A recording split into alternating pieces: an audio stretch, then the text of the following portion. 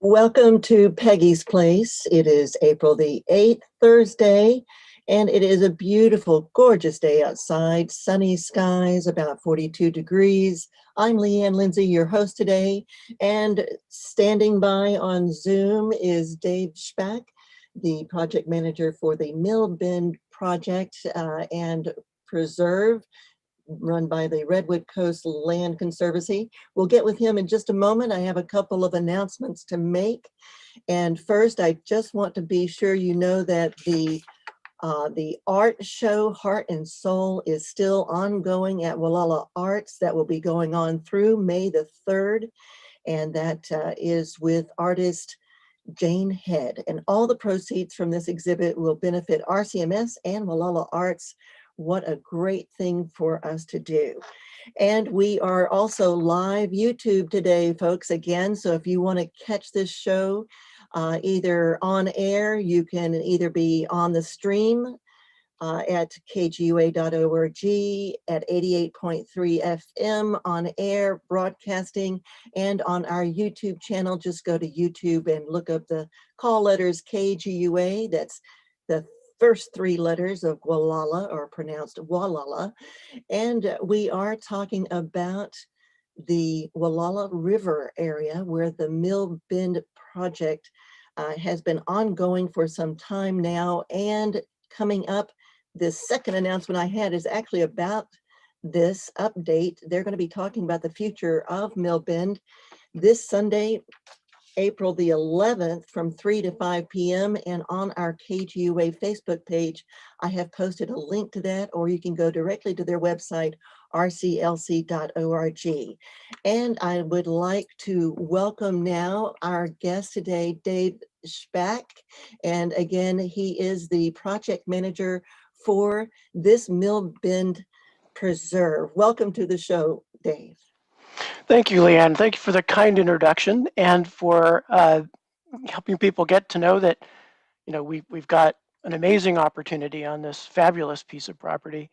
It's one of those opportunities where it's precisely the complicated challenges that face the property that are the creative engine for those opportunities for the future. And I do appreciate you mentioning that there's going to be an important event on Sunday afternoon, which is a live virtual public forum where we'll be able to catch the community up on all the things that have been going on since we last had a forum in August last year.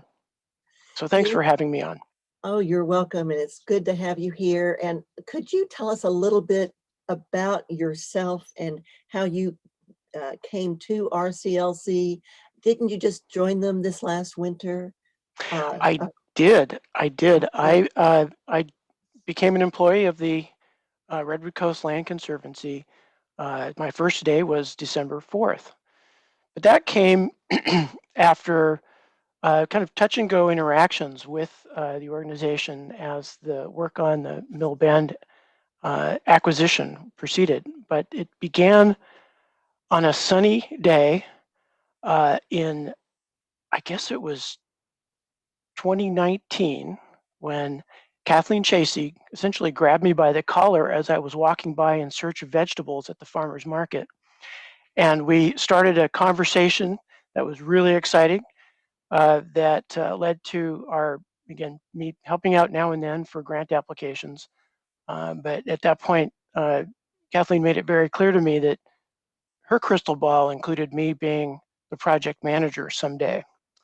And that timing happened a lot faster than I thought. And frankly, I underestimated the power of Kathleen Chasey, John Walton, Lori Mueller, and the many partners who have joined shoulder to shoulder with the RCLC in advancing this really ambitious project very quickly.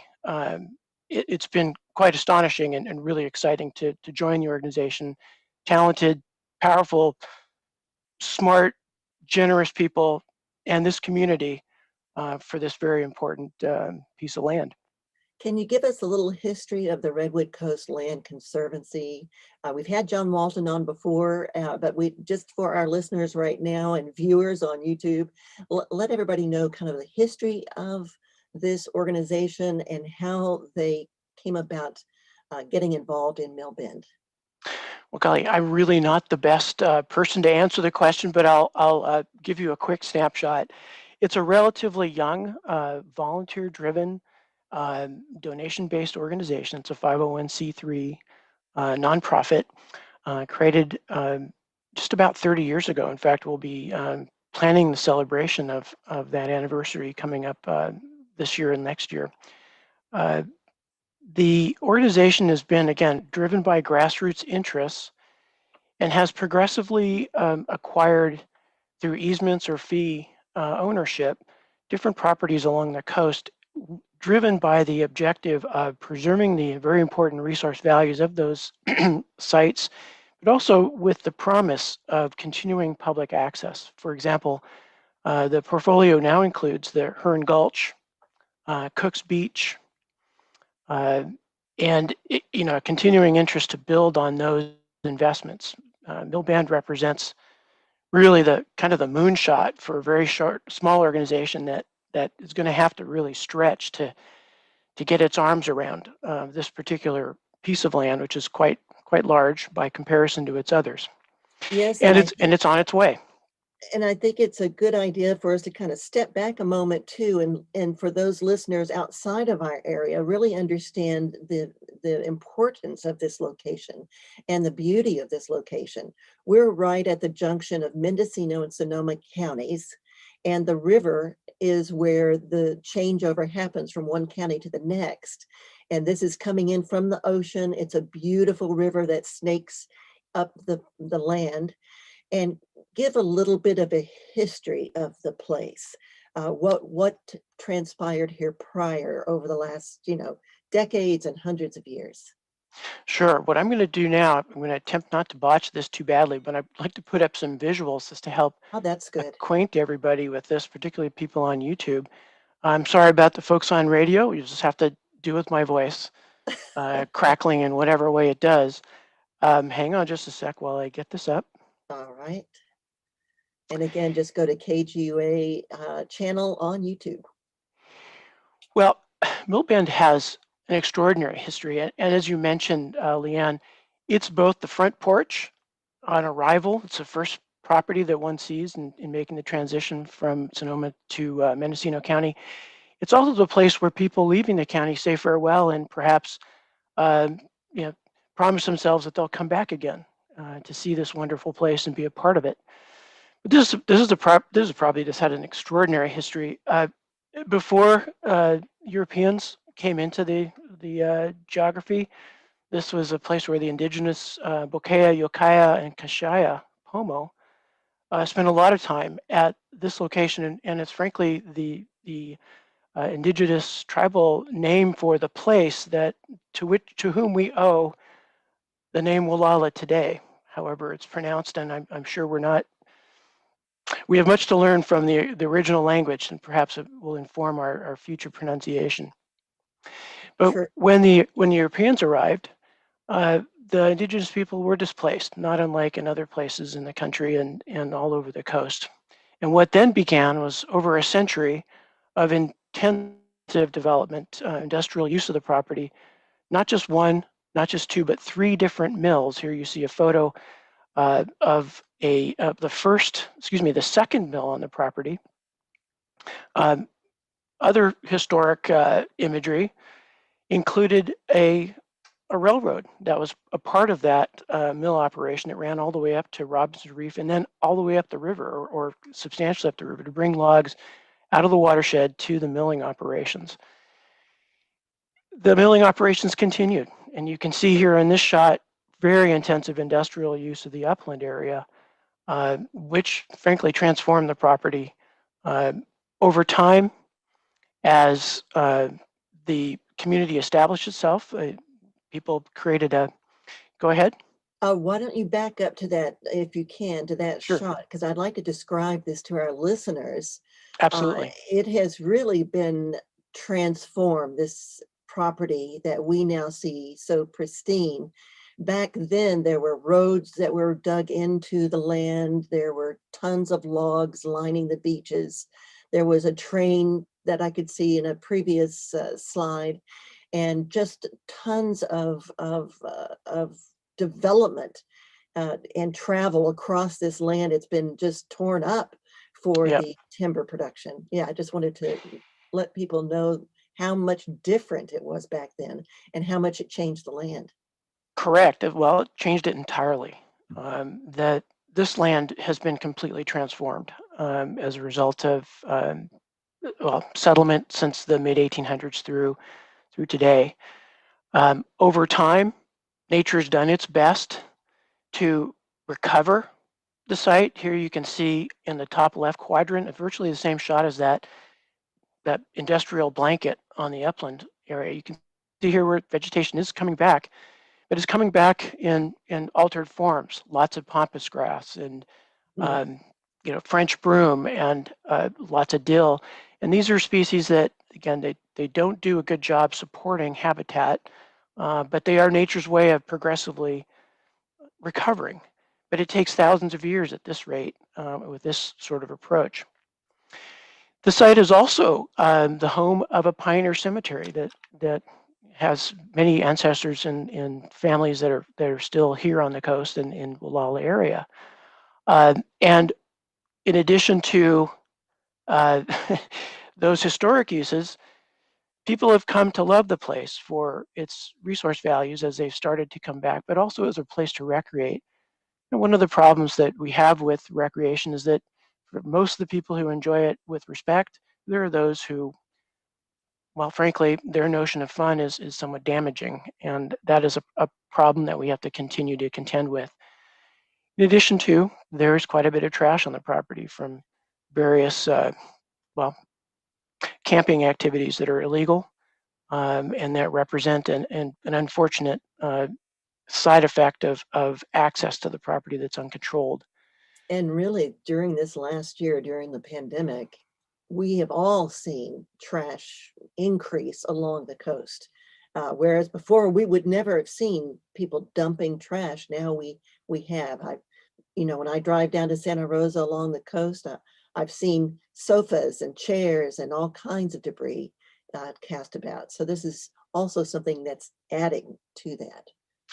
Well, the RCLC as the new landowner takes very powerful responsibility to take care of this property and to do it in a way that sets the stage for restoring those resource values that have been lost since the 1800s, bring them back to a high level of ecological function, but also to make sure that people can continue to gain access to the property to enjoy it and to learn from it. These are all very close to the purpose and orientation of the RCLC, as it is for its other properties. Now, how much did it take to purchase the property and how did all that come about? Give me a moment. I'm going to swing through these slides really fast to get up to a visual that'll help explain this. This is a big story. And this is a big story with lots of heroes, many of whom I'm hopefully listening to the show today.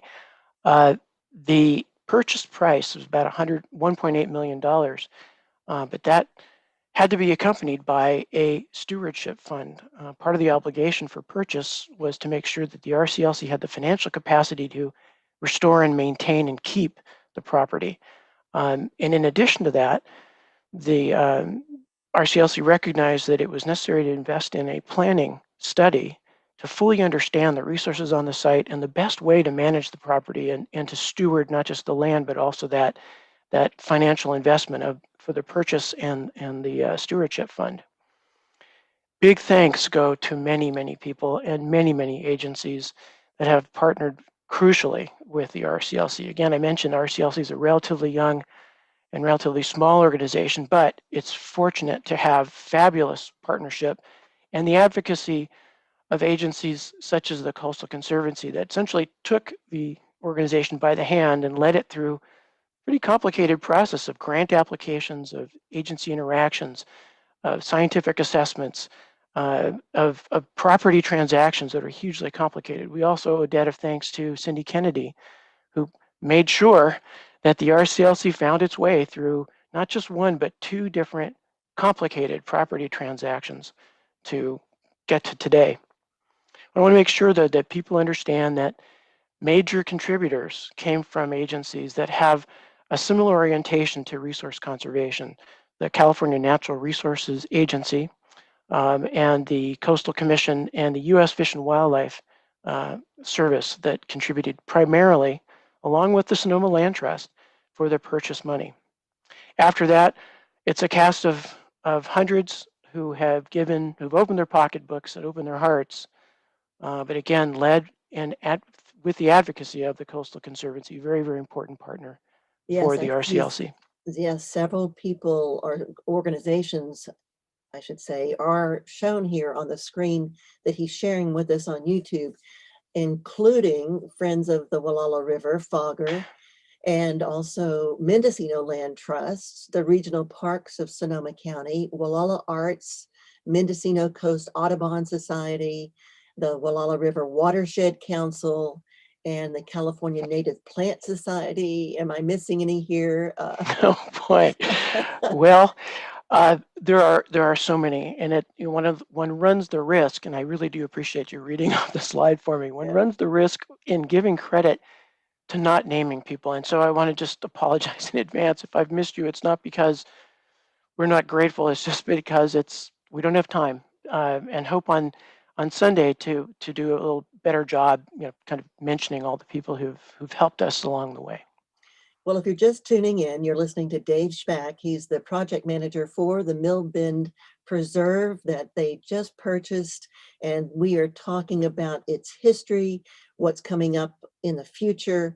I'm Leanne Lindsay, your host today on Peggy's Place. This is KGUA in Molalla, 88.3 FM, and we are streaming around the world at kgua.org and on several apps, radio apps, and we are live on YouTube again today.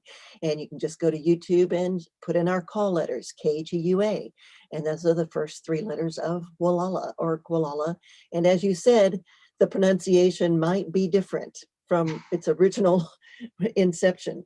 And I would like to now go to also looking, as we were saying, the future of this property. As we mentioned at the beginning or the top of the hour, that on Sunday you guys have a Zoom event that people can sign up for on your website, rclc.org.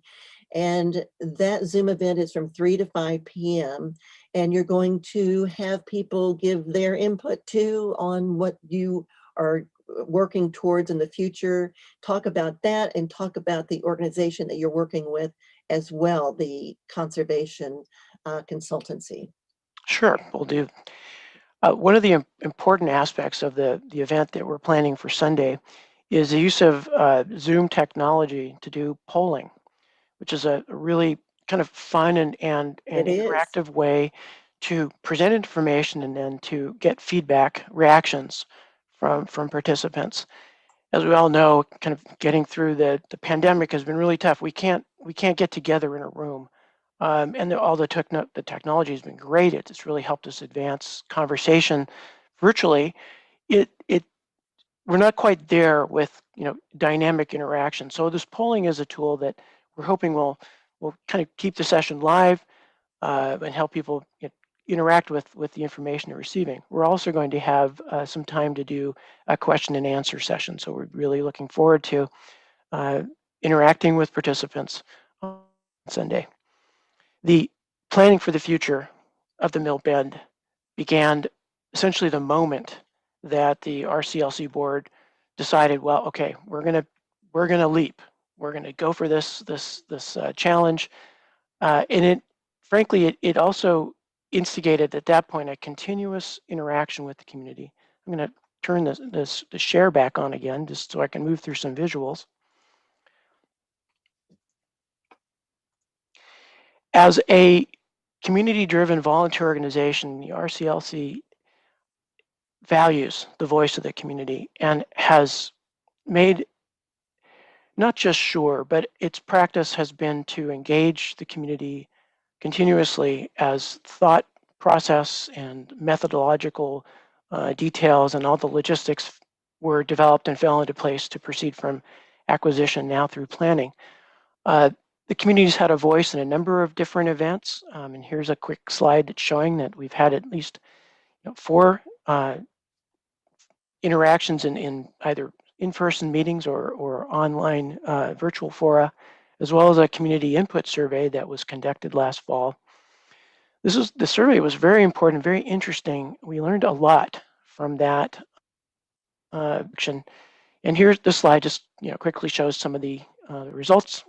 Very important on the list of priorities, respondents indicated that restoring the river and the estuary, its ecological function as a habitat for steelhead and coho salmon was very, very important in the list of activities. People really want to see the coastal trail connected. We've been waiting a long time. It happens bit by bit. The Bluff Trail is a fabulous RCLC-led jewel in the village, but it needs to continue its march south. Access to the property is extremely important, but people in the end realize that there is a fulcrum balance between access and all of the privileges and joys and downsides of that with the need to restore and protect the resource values of the property. I sure love kayaking up that river. It's a great opportunity. It's a beautiful place to kayak. It's a place that's great for all skill levels, and one can see so many things and have a great day on the river. And to help us move into that, go ahead. You got a question but it or does comment? require, when you have activities, increased activities, and you've got tourists. This is a tourist area. We've got lots of people from outside the area coming in, Right. and it can begin to wear on the land. So, well, we heard, yeah, absolutely. We heard one of the comments that we got from the survey, which really kind of drives that point home, Leanne, is that one person said, let's not love this treasure to death. Let's be careful about how we proceed. And so with the advocacy and really the funding from the California Coastal Conservancy, the RCLC contracted with Pruneskey Chatham. It's a environmental sciences and design firm in Sebastopol with a great deal of experience up and down the coast. For those who are looking for examples, Pruneskey Chatham was the designer of the Jenner Headlands Trail, which is recently opened just north of Jenner. Fabulous resource. And they're currently working with the Nature Conservancy in doing salmon-mounted habitat restoration on the Garcia River. So really a very talented group. Now working on a process that began first with developing a crucial understanding of what's on the property, who lives there, essentially, who's dependent upon, what type of species and wildlife and plant species are dependent upon the functions of this property. Let's describe some of those animals some of those birds for those radio listeners Sure. out there. For the radio listeners, the starting up in the sky, we know that bald eagles are nesting in the watershed, and perhaps near the mill bend property, and they certainly do daily overflights as they forage for food in the estuary. And there are a whole variety of birds that inhabit the property. On the ground, dusky wood rats are a major occupant of the site, providing habitat as well as food source for spotted owls, but again, habitat for salamanders. We know we have otters in the estuary, red-legged frog. This is a home to a variety of fungi species, including chanterelles shown here. The calypso orchid shows up now and then when it's in a good mood, but there's a whole variety of understory plant species, and there's a very good stand of redwood forest, bishop pine. There's lots going on. We could spend at least another hour or a couple days really talking about the species that depend upon this property. It's beautiful when you're walking or kayaking up the river to see all the various and the variety of wildlife and flora and fauna along the river. it's a gorgeous. beautiful place and It a great is. place to interact with nature.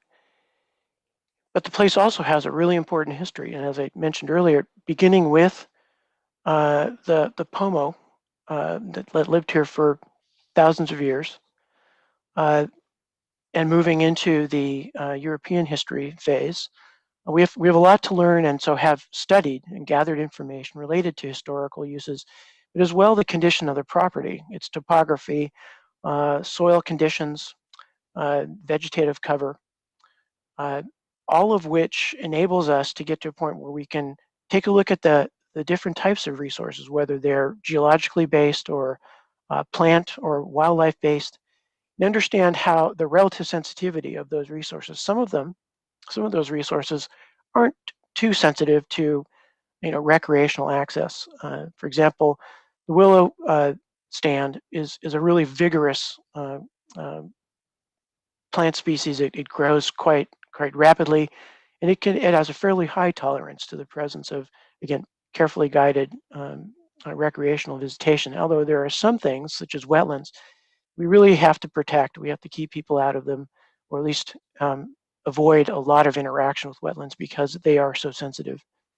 Let me And ask you a go question ahead. just quickly. I know that you want to continue on with some of these slides, but I have to ask too, because of the history with native tribes Mhm. in the area and their use dating back a long, long time, what input have you been getting from the Kashaya and other tribes in the area? Well, we haven't received a lot of direct input, although we've had a number of conversations with representatives such as Eric Wilder. Within the last couple of weeks, there's been conversation with boards of the members of the board of directors and the president of the RCLC with Mr. Wilder and Ms. Berryhill, really asking for their advice about how best to engage the community fully as we consider next steps in planning for the mill bend. All members of the community are important as we approach this planning process, as we work through the planning process, and frankly engage people in the future activities on the property. And so we look to develop a partnership with the local tribe representatives and residents, so that they can fully engage in the property and frankly enjoy it in whatever fashion is important to them. And one of the ways that people can get involved in the discussion about the future of this property is to sign up for the Zoom event that's this Sunday from 3 to 5 p.m. That's April the 11th. And you can go to rclc.org to do that sign up. And Dave, we're at the end of our half hour, unless you My want to gosh, continue it went so going on. fast. I can go on. I have more stuff, but again, Why I don't we do go on? appreciate the Because I time. think this is a really important topic Okay, for us to talk about. I'll move a little bit more quickly through the slides, just again to give people a sense of the methodological approach that we're taking to really carefully understand what's happening on the property. And And let once me we just remind our listeners that this is KGUA in Wallala 88.3 FM. We are online at kgua.org and we're live on YouTube right now. Just go to KGUA YouTube channel. And also, you are listening to Dave Spack, and he is the project manager for the Mill Bend Preserve that has been purchased by RCLC, the Redwood Coast Land Conservancy. And this is just an important development for our area. This is a tourist area. It's a beautiful spot along the Mendocino and Sonoma coasts. And I'm Leanne Lindsay, your host today. So Dave, let's get back to these pictures now that you're showing us on YouTube and describe it for our radio listeners too. Leanne, and thanks again to you for making time for this interview and having me on, and for your listeners who are sharing their morning with me. Thank you. You're welcome. As I mentioned before, we're in a stepwise process to more fully understand the property and its resource values and its history, because that information shapes our approach to its future. And once we understand the relative sensitivity of those resources, whether they're natural or cultural, and the needs of the community for the site, we're better equipped to understand how to manage those different resources have different requirements for proper management, and that leads us to an understanding of opportunities for restoration. So we talked a little bit earlier about the desire to recover the estuary and the river to the point where it becomes a much more functional habitat for steelhead and coho salmon and other aquatic species and avian species that use the river. Do This you is a have very any, important part. yeah, do you have any of the numbers as far as what the recovery has been like for the steelhead and for other species along the river? Well, right now, the the situation for salmonids in the Wolala River is pretty dire. Um, it's been quite some time since coho salmon were found in the river. Uh, there are parts of the watershed, particularly the North Fork, where coho habitat may still be extant, but again, we don't have data about coho habitation within the last decade. Mm. Steelhead, however, do inhabit the river and the estuary. It's a pretty vigorous population, although it isn't large, but it does still support a catch and release fishery. So people can come and enjoy that that fishery in the fall and early winter season. But there's so much to be done. And this planning process that we're in the midst of, and others that we're exploring with California Fish and Wildlife, uh, are really necessary to really understand the answer to your question. What is the potential for recovery and what's it going to take to get there? Yes. And along the way, as we understand more about the property, how it needs to be managed, and the types of opportunities we have for restoration, we have to set priorities on the basis of the requirements of our funders who helped us purchase the property and contribute to ongoing management of the property, but they too have obligations that we need to understand. We have to honor the characteristics of this land and its history as we go forward in the planning process. We have to be very cognizant of climate change and how that affects the hydrology and wildfire risk on the property. We have to honor the history Wildfire of, risk, yes, yes. which is a big deal, and we have to continue to, again, keep an eyeball on it as we plan. Cultural and historic features, many of which are at very, very low integrity or non-extant. We know, for example, that there was a rail bed or a rail crossing of the property. There isn't much left of it, but we know about it. We want to make sure that our plans for the future really understand and provide a way to interpret those values. Looking forward to the work ahead, it's going to require money. And oftentimes the funding availability comes in particular kind of boxes that don't allow us to do everything. So we have to be strategic about our approach to planning so that we can chase and win competitive grants. The community's needs ongoing and in the future are a crucial priority for the RCLC.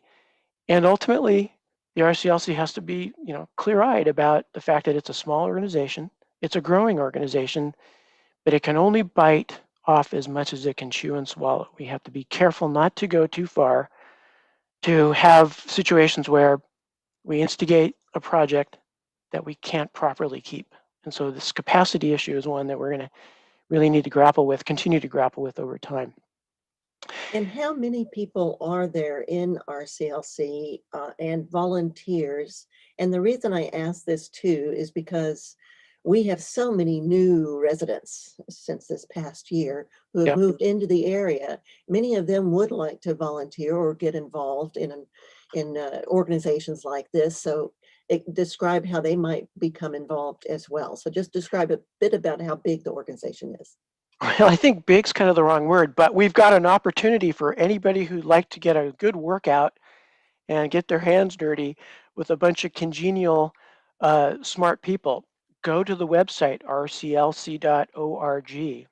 Wander around a little bit. There's a heading all about getting involved in volunteer opportunities and donation opportunities. We are really eager to have each of you as partners on this adventure.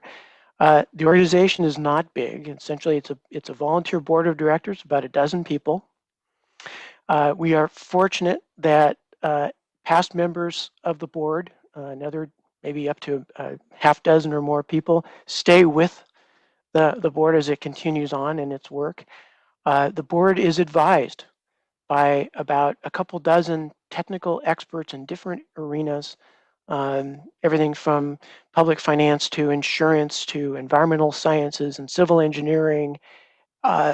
You name it, we have really been blessed by a tremendous talent group. But when it comes to volunteers, that's where the RCLC's good fortune really shines. Hundreds of people have lent a hand, either by picking up a shovel and a spade, coming out and sweating with us for hours at a time to remove invasive vegetation or to care for the Pioneer Cemetery, but also opened up their pocketbooks and given generously to the organization. So I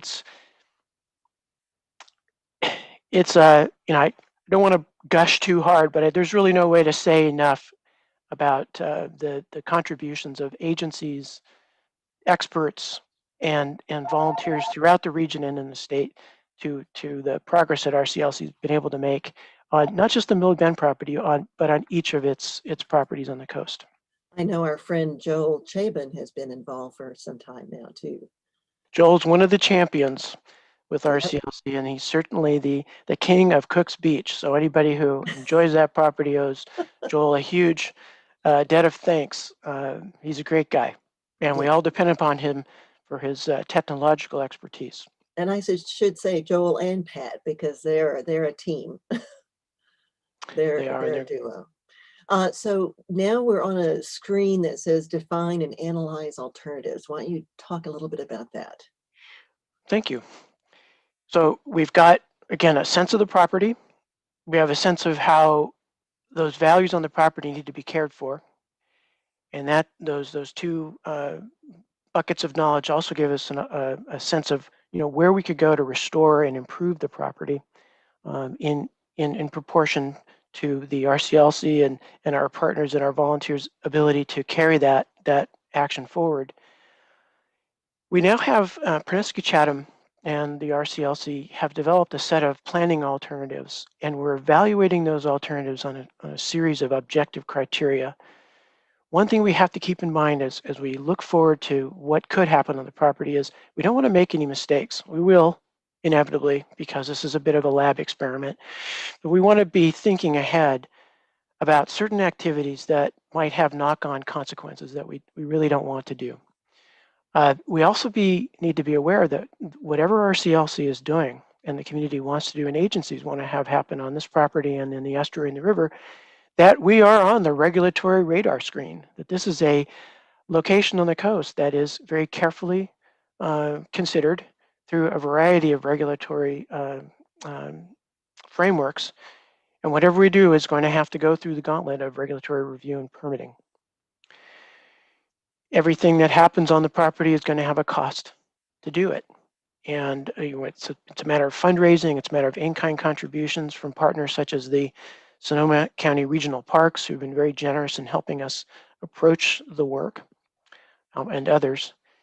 And we also need to be cognizant, very keenly cognizant, that it's not just the cost of building something or restoring something. We need to understand the life cycle obligations and the costs and capacity to maintain, to operate, and to repair when life cycle comes to an end for various improvements.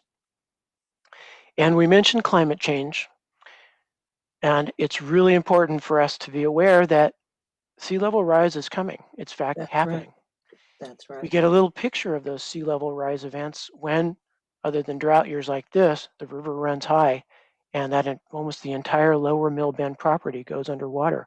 Or when we have a king tide that causes extraordinary levels in the estuary. We know it's happening. We have to anticipate that whatever RCLC does down in the lower Mill Bend property and in the upriver margin, that sea level rise is going to happen and the level of water will go up, and we have to be aware that that's going to happen. As I mentioned earlier, climate change is also influencing flammability of upland vegetation, and emergency access and fuel management is a continuing, ongoing concern, and it's really got to be something close to the planning process as we go forward. Yeah, that's very important, especially this year too, because we did not get enough rain this last year. And fire season's already started. I heard on the news last night, there have been already 700 wildfires in California this year already. And that's 100 more than it was the year prior. So uh, it is important to do that maintenance of the land. But what else can you do? What else have you guys been doing towards wildfire prevention and planning? Well, part of the, I think we'll stop on talk. We'll stop. I'll just end the discussion about the future thought, and just Okay, again invite people to come visit with us in the afternoon on Sunday, 3 to 5 p.m. Please go to the rclc.org website to sign up for the forum, and we'll be able to tell you a bit more, frankly, quite a bit more about the planning work that's going on right now.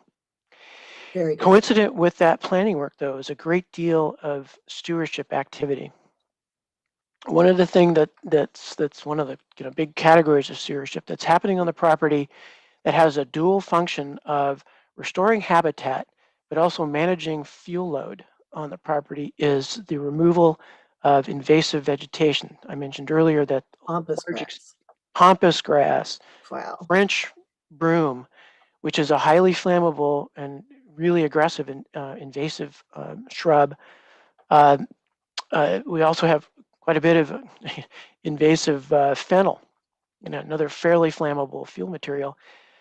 And as a result also of previous forestry practices, again, the land has been harvested repeated times, but much of the slash from the last timber harvests on the site was essentially left in place. So progressively, volunteer parties are engaging on the property, essentially ongoing battle to remove the highly flammable, again, and invasive plants that displace native species that support wildlife more effectively.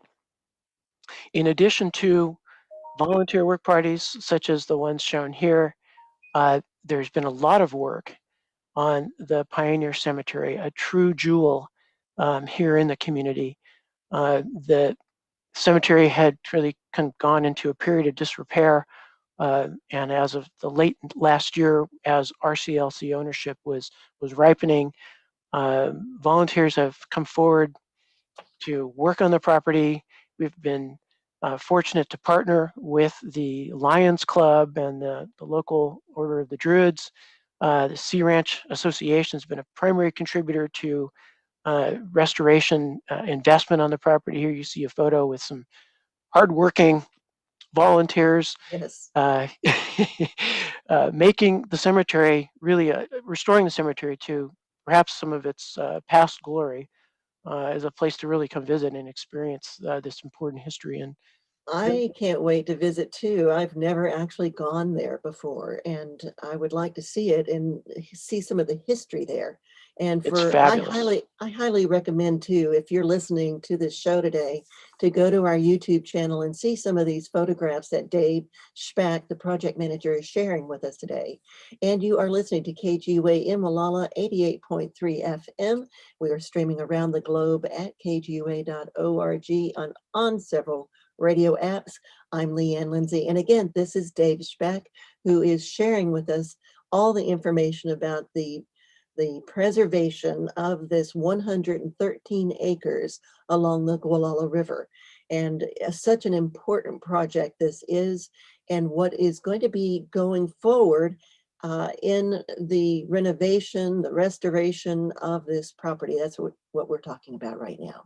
So Dave, continue on. You're doing an excellent job in covering all the information for us here.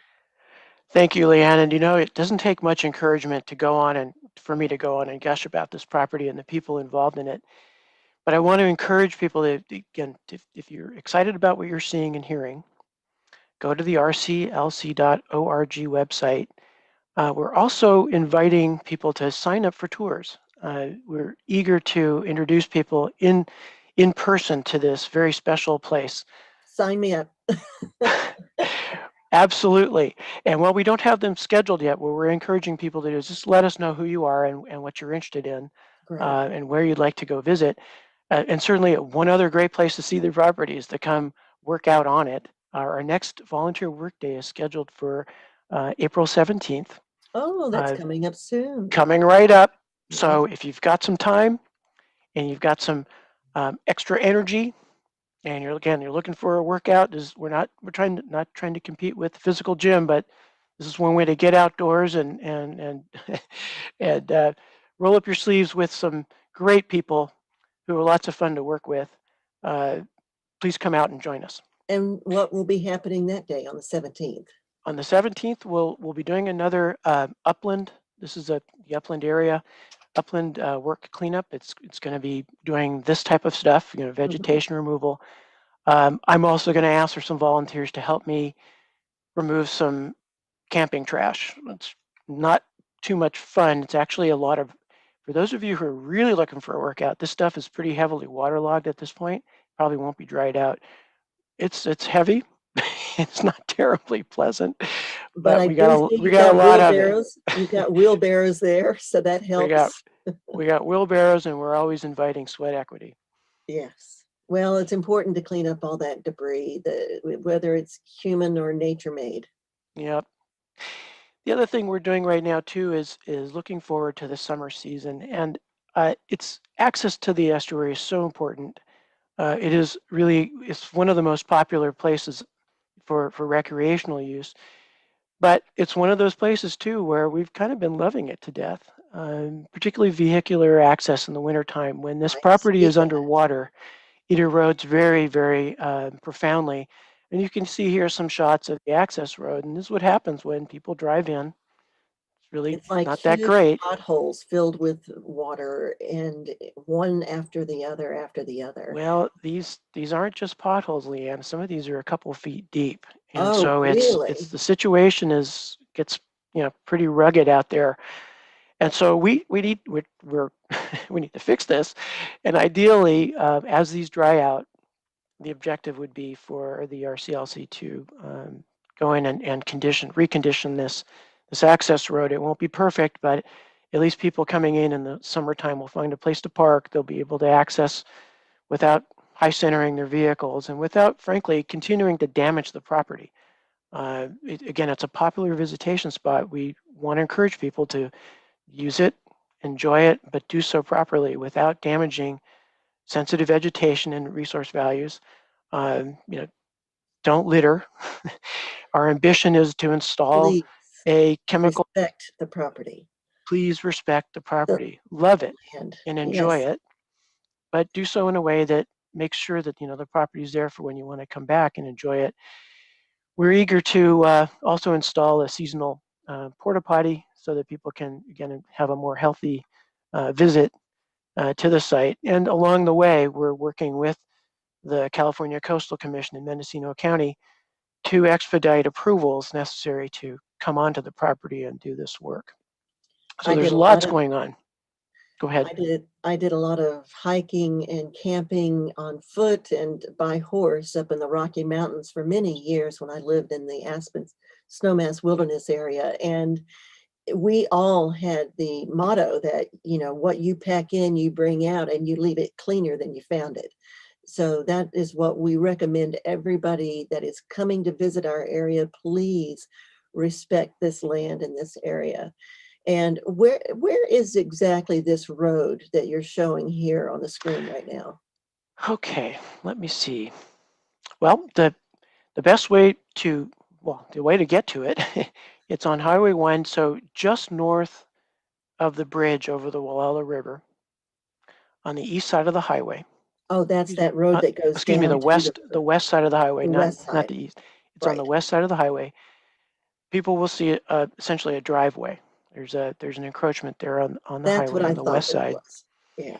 Right now, the way to see it, there's a sign there that essentially is advertising adventure rents. It's come Hmm. out and rent a boat for fun. Well, that's what I've done. I've rented kayak from Adventure Rents several times, and that's where we put in, is right there. Exactly. And other people can certainly gain access. They don't have to rent a boat from Adventure Rents, although that's a great way to get in the water. And they're a great bunch of people, and they take very good care of the property in partnership with RCLC. They've been here a long time. A long time, and we're looking forward to working with them for many years to come. Yeah.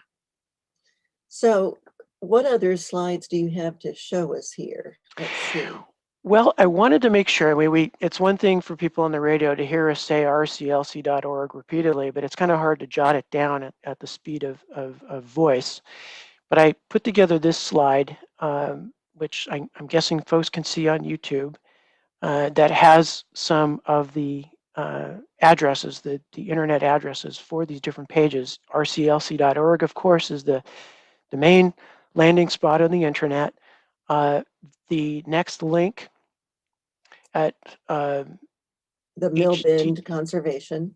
HTTPS that leads to Mill Bend Conservation. This is the primary Mill Bend page. From here, a visitor can learn all kinds of stuff about the property, its acquisition, its history, and where we're headed from here. For those of you who would like to come volunteer on the 17th and would like to join the forum on the 11th, the events page will give you links for that. There's also very recently, if you're looking for a quick snapshot on what's cooking on the property, we were fortunate that Mary Callahan of the Press Democrat could give us some time and really develop a fabulous article, a great snapshot of what's happening on the property. I want to encourage you to, for those of you who are subscribers to the Press Democrat or others who are looking for a great source of information, please do take a look at the recent article published on the 29th of March. Also, if you happen to be at a local supermarket, pick up a copy of the Independent Coast Observer, another great source of information for the community at large, but also a place to learn about the RCLC's work and the Mill Bend property on occasions. We expect too that the paper this week will have an announcement regarding access to the forum.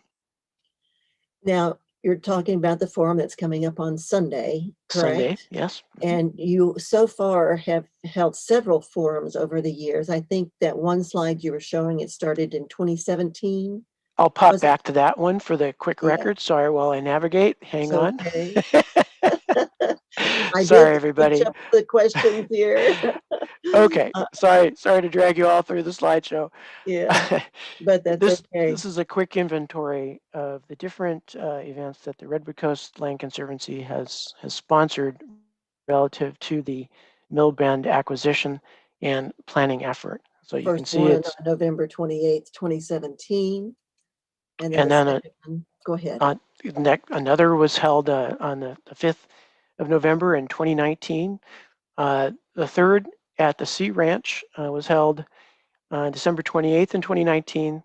The fourth forum, which was done during the pandemic last year on August 30th through a Zoom presentation, and a community input survey was sponsored in September last year. So our fifth forum will again be on Sunday from 3 to 5. What are some of the concerns that have been raised through these forums in the past, and what do you see as concerns going forward? Initially, the early forums asked the large question, should the community purchase this property? Because at the time it was for sale by Mr. Edmonds, and it was, a going question. It was a large lift, a large challenge, and what we heard overwhelmingly was, yes, this is a piece of property so important to the community and so important to this place that it should be purchased for protection and access in perpetuity. Yes, I'm making the connection too right now between this organization that you're working with out of Sebastopol and the work that they did on the Jenner Headlands. Mm-hmm. I remember driving, we go to Santa Rosa or San Francisco all the time, back and forth along these cliffs. And I thought that was going to be some kind of suburban development, some kind of, some kind of housing development. And then when I saw it was for a trail, I just thought, oh, thank goodness it's going to, they're preserving the land there. So this is really preserving this land so that there is no development on this land. Yes, that's crucially important. We heard this loud and clear from the community and from our agency partners. And that's important in the context of, again, the Mendocino County and the Coastal Commission's planning for the town of Olalla, the town plan, and the county zoning and general plan designation actually anticipated decades ago mixed use commercial and residential development of the Mill Bend property. Now, this was done at a time when there were great ambitions for the village, but not a complete understanding of how the evolution of environmental regulations and our growing understanding of natural resource sensitivity would cause us statewide and nationwide to revisit our notions of appropriate development.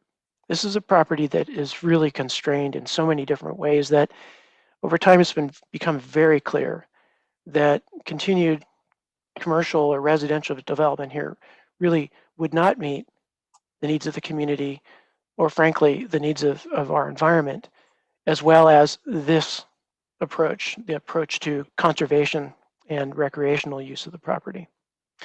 We've also learned that different thoughts about the property, that people really care about this place as part of the identity of the community of Olalla and the community of Sea Ranch. It certainly is the front door of Mendocino County and our welcome back departure as people travel southward into Sonoma County.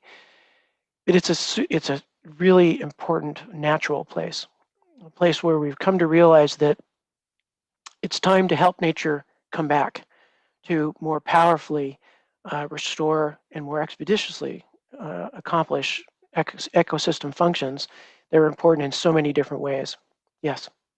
We have just a couple more minutes here, Dave. I really am glad that you've come on the show today to talk about these important topics. This is Dave Spack, the project manager of this Mill Bend Preserve that has been purchased through a variety of different organizations that have contributed to the RCLC, which stands for Redwood Coast Land Conservancy, which we've been talking about today.